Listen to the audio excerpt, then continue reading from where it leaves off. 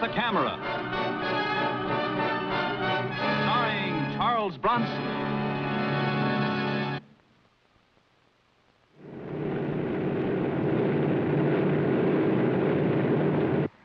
Edwards Air Force Base, where the United States Air Force tests its hottest aircraft, the jet-powered X-planes.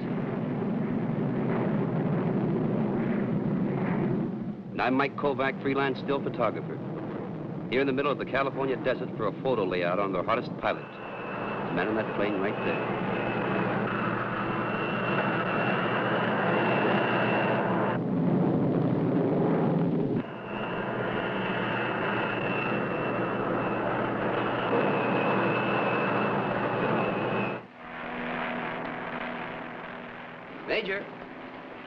Major Dixon? Yes. I'm Mike Kovac. Oh, yes, they told me you were coming. A picture layout on a test pilot, huh? That's right. In fact, I've already started. Got the most exciting shots first. Oh, I think you'll find the most exciting part is up there, when they release the ship from the B-50. I'm going up again in a couple of days, and you're cleared to go with me. In the mother plane, that is. Oh, you had me worried for a minute. What can I do to help in the meantime? Nothing. Just let me tag along for the next couple of days. Sure. You know, frankly, I'm more interested in photographing the man than the equipment. You're a special sort of a guy, Major. The only thing special about me is my fiancée. You'll have to meet her. I'd like to. Maybe I can buy my way into one of your dinner dates, photograph the two of you together. You know, tomorrow or the next day. Fine. Have to be a late afternoon dinner, though. My day starts at 4 a.m.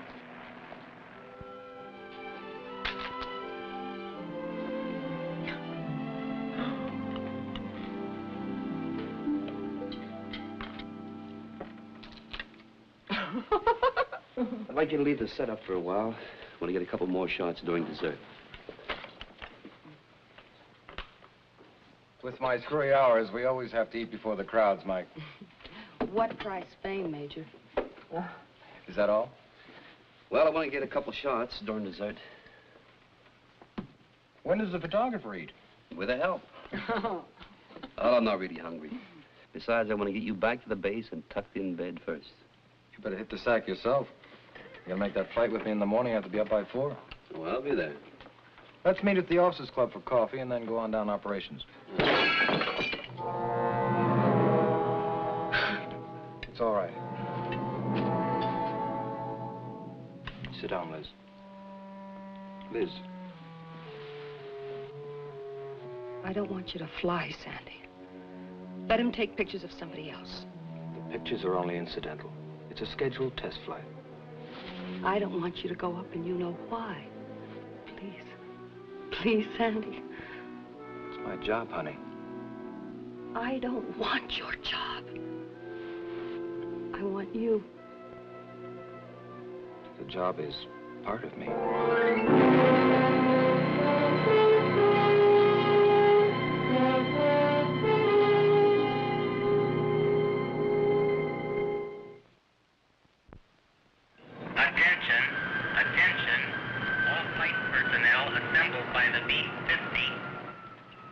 Well, you see, way up there's hardly any atmosphere. The aircraft doesn't handle in the ordinary sense. Thrust and direction come from the rockets. Today we're going to try a slightly different fuel composition. You going to try for a new altitude record? Well, that's not the purpose, but if it happens, it happens.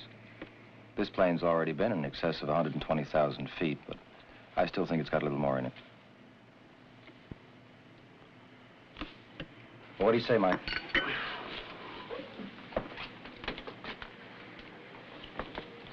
They say it's going to be 110 this afternoon. We'll go for a swim, huh? Sure, darling. Would you like me to fix it up for you at operations?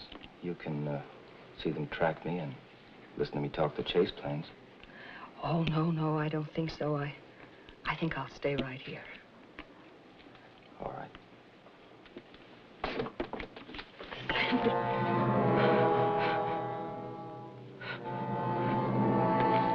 I'll see you later.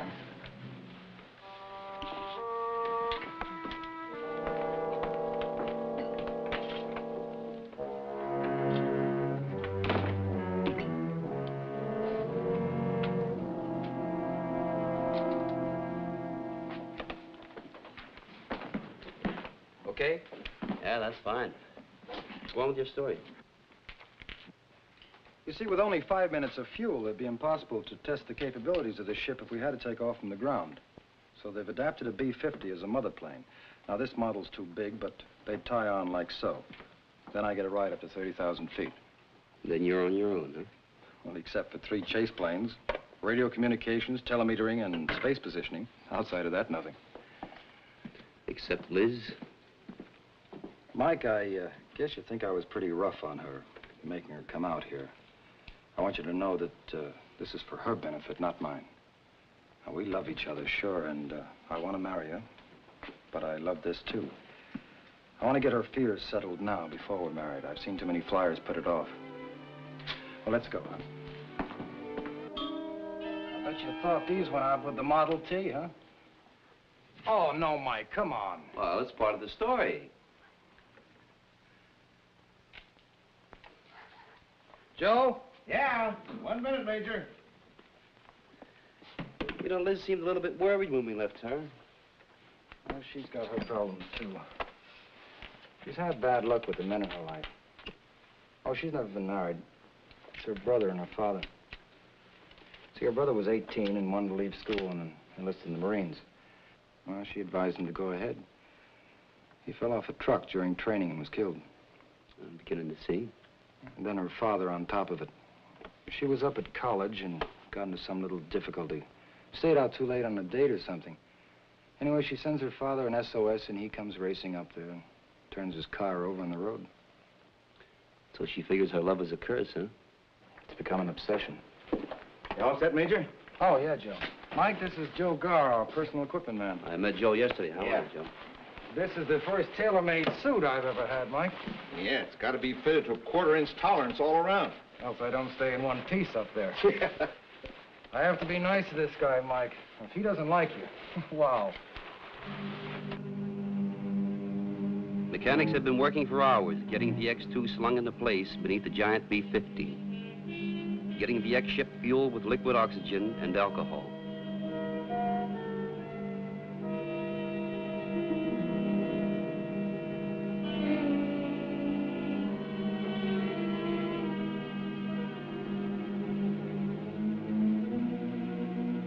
Major Dixon even had to prepare his lungs for this flight. It is called pre-breathing. For an hour, he had to put oxygen into his system to force nitrogen out.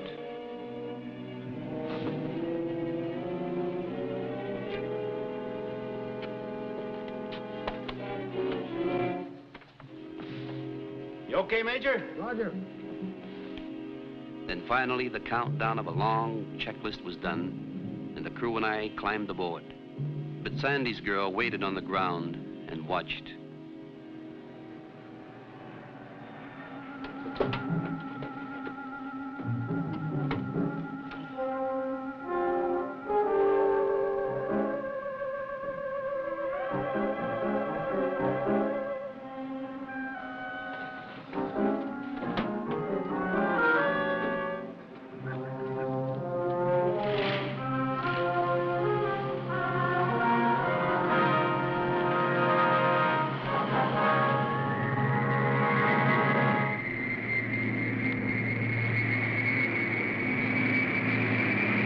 Southwest 7, clear for takeoff.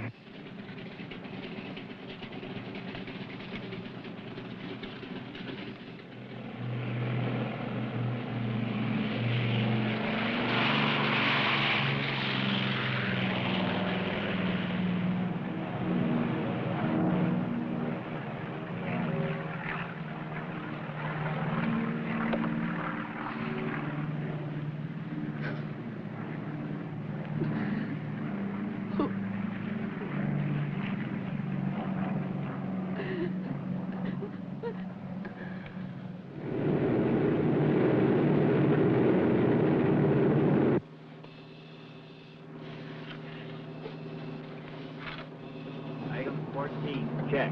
Front panel camera on. Ready for cockpit, Tech Pete. Okay, Dad. Oxygen pressure normal.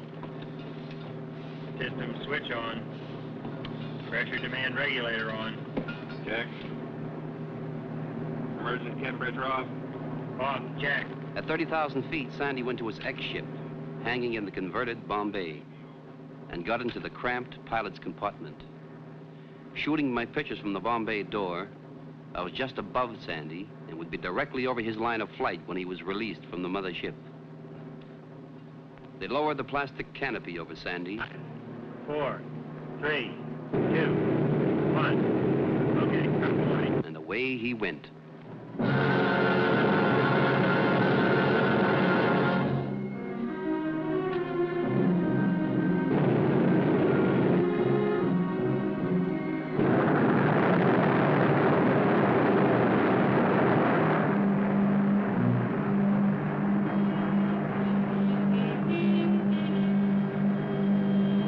Trouble was brewing. I was too inexperienced to realize it, but the men in the plane and the trackers on the ground knew that something had gone wrong.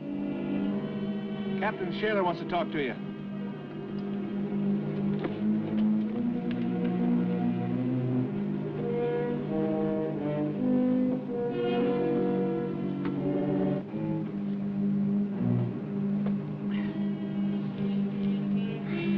It looks like Sandy's down someplace. We lost radio contact with him 94 seconds after release. The third chase plane didn't see him at the rendezvous. They're still trying to raise him. Both space positioning and telemeter lost him, too. What about radar? Space positioning is radar plus. They saw he was way off flight plan. He was in almost a vertical dive when they lost him. What chance has he got? He had only 5 minutes of fuel. No, I mean to get out. If he ejected the capsule, one of the chase planes would have spotted the chute. Surely space positioning would have tracked it.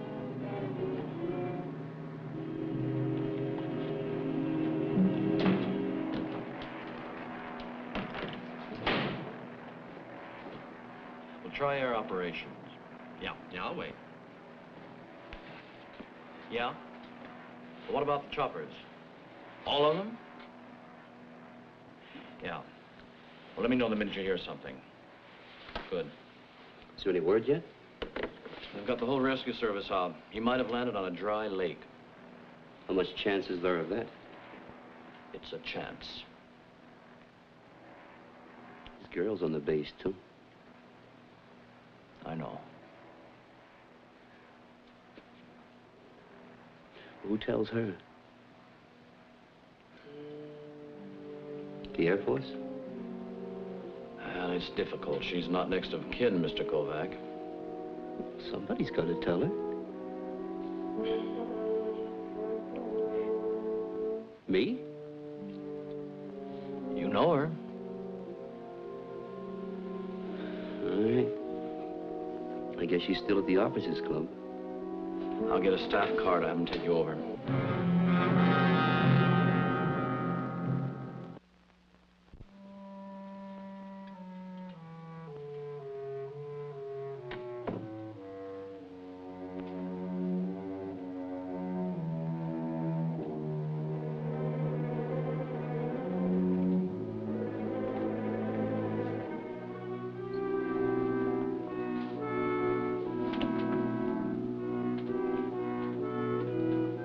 Dead, isn't he? Liz, he's down someplace, lost. He's dead. You know, they have the rescue service out.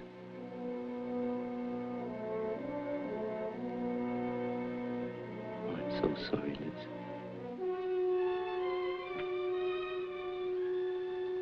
So am I.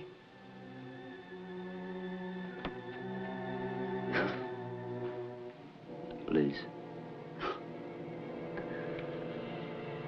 I'm all right, Mike. I'm not gonna cry.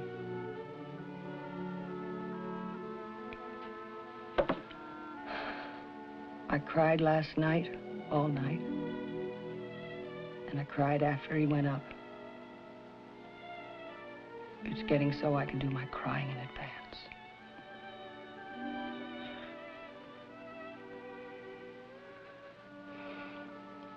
Well, come on, I'll drive you home.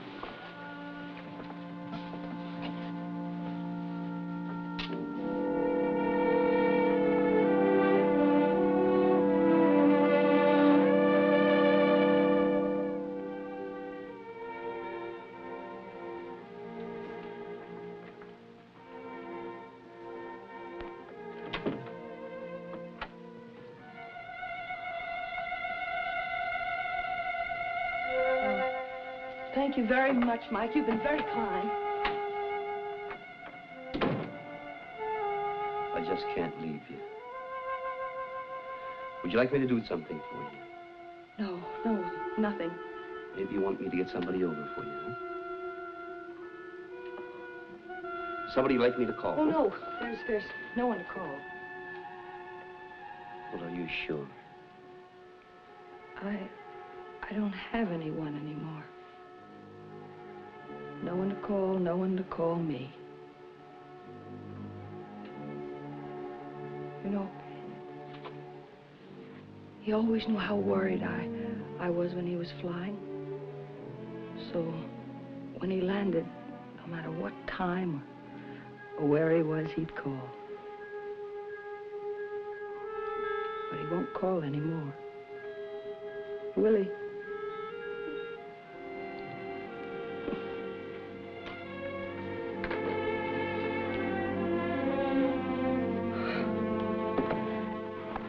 Liz, Sandy told me about you and your family. Well, you mustn't think that this is all your fault. You're not to blame. Mike, if it happened once, it could have been an accident. Twice, a coincidence. But 3 times. It's me. It's me. Now, I'd like to be alone. I want you to go, Mike. Well, I just can't leave you alone. All right. If you really think I need somebody, my neighbor is Mrs. Burns. She's down the hall, apartment 602. Mrs. Burns? Yes, Mrs. Burns. All right, I'll let him know.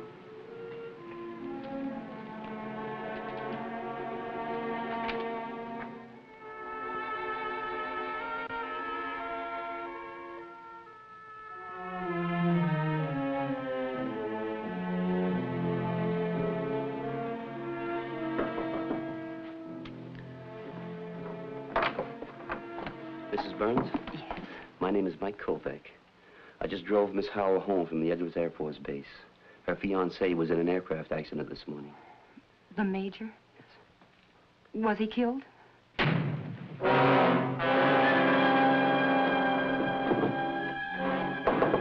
Liz? Liz? What's happened? Liz, open up. I'm afraid of what she might do. Does the manager have a pass key? I don't know. Please, Liz. Is there another door? No. You can look in through our apartment. It's right across the way.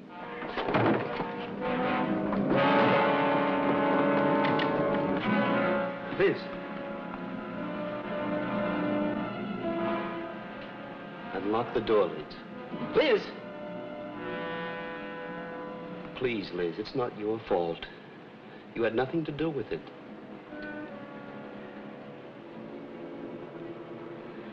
Do you understand me, Liz? Shall I call the police? Not yet.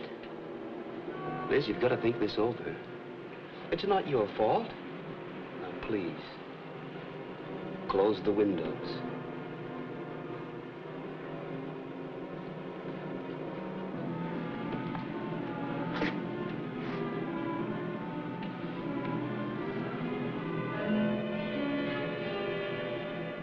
That's it. Now the other one.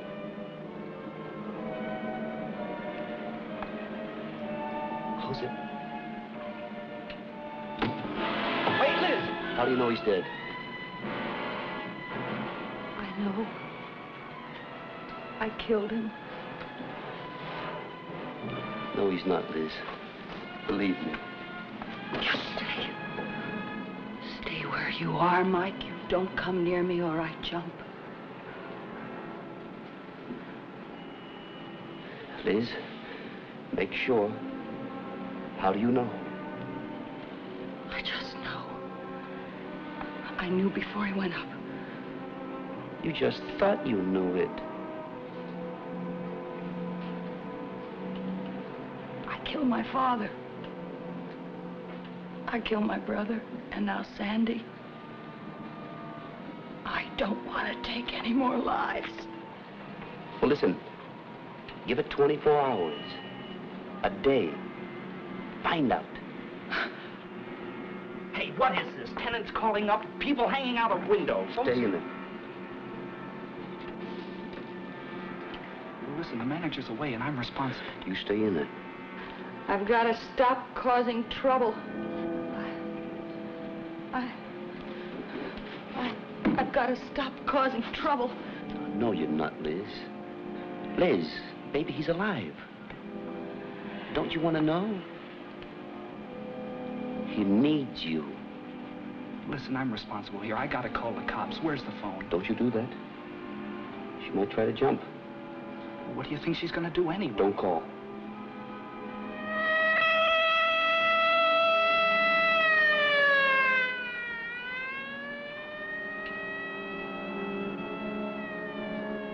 I guess somebody beat me to it.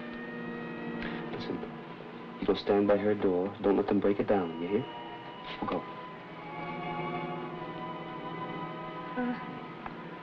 I just cause more and more trouble. Oh, no, Liz, there's just a fire someplace. No, there's no fire. It's me.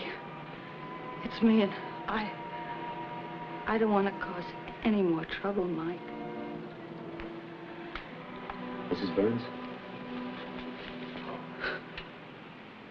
Where's your phone? In the bedroom. You know her number? Well, look it up. Or ask information. But call her and let the phone ring. Let it keep ringing.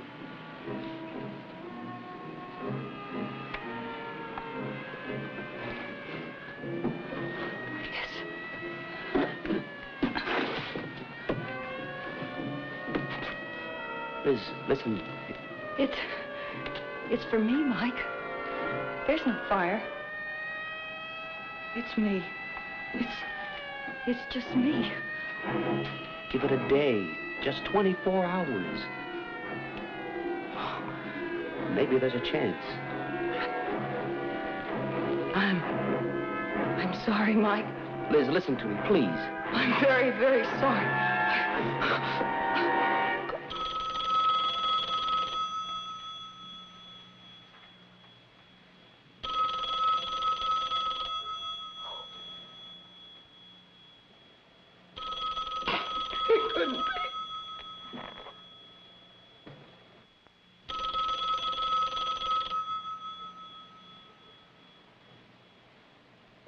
It couldn't be. It couldn't. Who else could it be? I know he's dead. Well, who would call? Nobody would call. You told me that. Oh. It's easy to find out.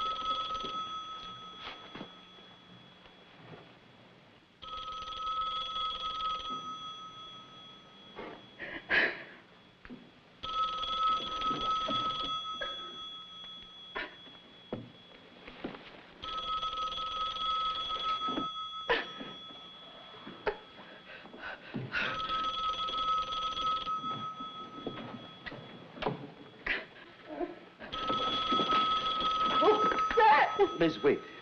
It's not Sandy. Give it to me. Please, please. Liz, are you there?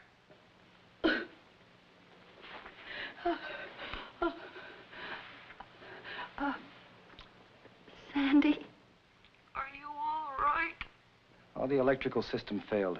I didn't have any radio, so I went way off course. Oh,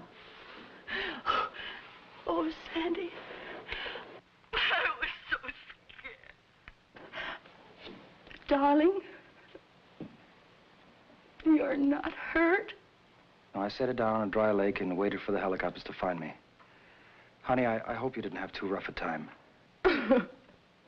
Well, I did, but... Sandy, I'm all right now. Nothing's ever gonna bother me again. It's all right now. I can't get this number. It's been busy since I tried. I really am. Just come home.